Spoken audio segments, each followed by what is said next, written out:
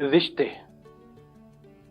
क्या कुछ ऐसे रिश्ते होते हैं जो आप अपने बचपन से उन रिश्तों को संजोते हैं, संस्कार के साथ आपको बताए जाते हैं और आपके जीवन के पहलुओं से इस हद तक जुड़ जाते हैं कि वो प्रगाढ़ रिश्ते बन जाते हैं?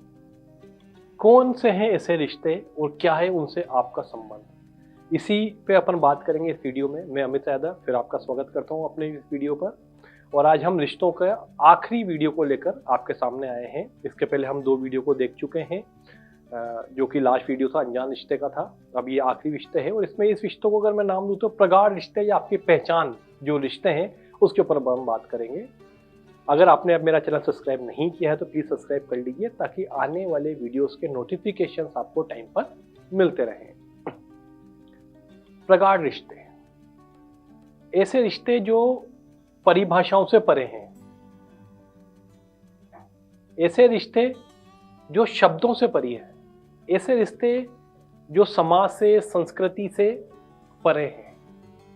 ऐसे रिश्ते होते हैं। हाँ, वीडियो के शुरुआत में मैंने कहा था कि ऐसे रिश्ते जिनको आप अपने संस्कारों के साथ लेके आगे बढ़ते हैं और जो आपकी कहीं ना कहीं पहचान बनते हैं। क्या कुछ ऐसे रिश्ते होते हैं जो आपकी पहचान बनते हैं, आपका अहंकार बनते हैं? मैंने वर्ड यूज किया है अहंकार। अहंकार वर्ड को अपन ने काफी नेगेटिव उसमें ले लिया है, क्योंकि कई बार ऐसा माना जाता है कि अहंकार तो रावण का भी नहीं रहा था। तो अहंकार वो चीज है जिससे आपका पतन निश्चित है। लेकिन आप विश्वास कीजिए मेरा, अहंकार शब्द जब लिखा गया तो उसका मतलब वो नहीं था जो आज अपन को समझाया जाता है। अहंकार होता है आपकी पहचान। आपके साथ जब आपका शरीर गढ़ता है, जब आप भौतिक जीवन में आते हैं तो 4 चीजें आपके साथ दी जाती हैं जो कि अभौतिक होती हैं। वो 4 चीजें हैं आपका मन, आपकी बुद्धि, आपका चित्त और आपका अहंकार। इन चारों में सबसे पहले अहंकार का निर्माण किया जाता है, फिर आपके चित्त का निर्माण किया जाता है, फिर आपकी बुद्धि का निर्माण किया जाता है और अंततः आपका मन का निर्माण किया जाता है। क्योंकि मन का निर्माण सबसे लास्ट में हुआ है, इसलिए वो सबसे ज्यादा चंचल होता है। समझ रहे हैं मेरी बात? तो अहंकार बेसिकली आपकी पहचान होता है। अब ये बात अलग है कि आप अपनी पहचान किस तरह बनाना चाहते हैं। जैसे मैंने आपको बताया कि अहंकार तो रावण का भी नहीं रहा, ये बात अपन सबने सुनी है बचपन से और इसीलिए अपन ने अहंकार को बहुत नेगेटिव रूप में देखा है। लेकिन उसी रामचरितमानस में तुलसीदास जी ये कहते हैं कि जब भरत जी राम जी को मनाने वन में गए पूरी सेना और सारी रिश्तेदारों को लेकर, और जब दोनों एक दूसरे के सामने आए तो भरत और राम दोनों ने ही अपने मन, बुद्धि, चित्त और अहंकार को भूलकर एक दूसरे को गले लगाया।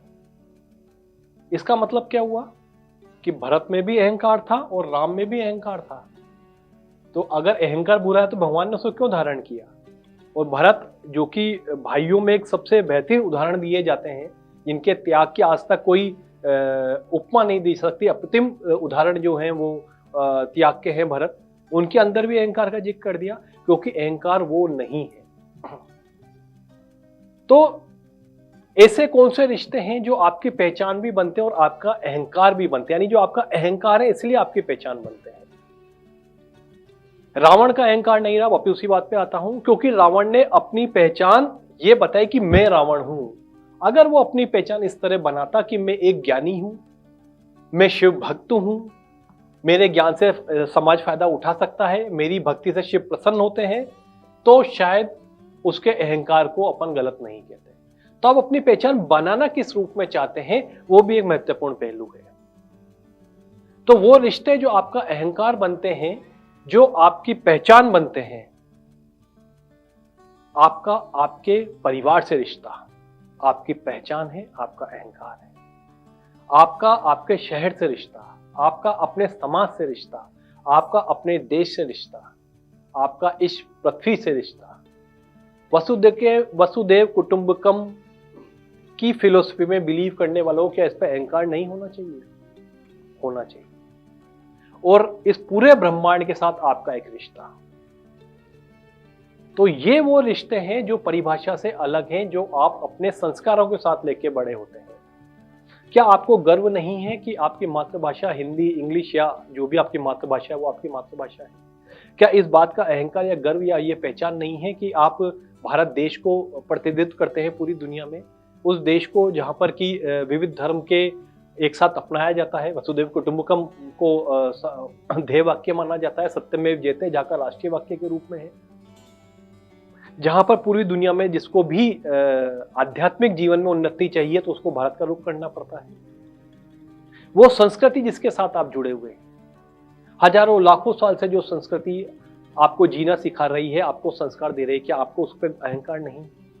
तो आपकी संस्कृति के साथ आपका जो रिश्ता है, आपके परिवार के साथ जो आपका रिश्ता है, आपकी भाषा के साथ, आपके धर्म के साथ, आपके देश के साथ जो आपका रिश्ता है, यही वो प्रगाढ़ रिश्ते हैं जो आप होते हैं, आप जानते हैं, लेकिन कभी भी आप उनको याद नहीं करते हैं। आप रोज सुबह उठ के नहीं कहते कि हाँ मैं भारतीय हूँ, मैं हिंदू हूँ और मैं इस संस्कृति को बिलोंग करता हूँ, लेकिन नहीं, ये वो रिश्ते हैं जिनके लिए आप जीते हैं। ये वो रिश्ते हैं जिन पे भगवान न करे कोई विपदा आए तो आप मर भी सकते हैं। क्या आज भारतवर्ष को आपके जीवन की जरूरत पड़ेगी तो आप नहीं देंगे? देंगे, प्रसन्न होकर देंगे। क्या भारत की अखंडता, सहिष्णुता के ऊपर कोई भी क्वेश्चन उठेगा तो क्या आप इसका विरोध नहीं करेंगे? करेंगे विरोध। तो ये वो रिश्ते हैं जिसको आप वो याद नहीं करते, लेकिन आप इसको जीते हैं। हर दिन, हर पल, प्रतिपल आप इन रिश्तों को जीते हैं। तो यही है वो प्रगाढ़ रिश्ते आपके जीवन में। कुछ रिश्ते मैं यहाँ पे बोल पाया हूँ, शायद कुछ रिश्ते आप और ढूंढ पाए जिनके लिए आप जीते हैं और मरते हैं, और वो रिश्ते हैं जो संस्कार के साथ आप आगे बढ़ते हैं। तो वो अगर ऐसे रिश्ते आप इन जो मैंने बोले उनके अलावा पहचान पाए तो कमेंट बॉक्स में लिख के मुझे जरूर जानकारी दीजिए, मैं भी अपना ज्ञान बढ़ाना चाहूंगा। इसी के साथ रिश्तों के ऊपर चल रही मेरी सीरीज को मैं समाप्त करता हूँ।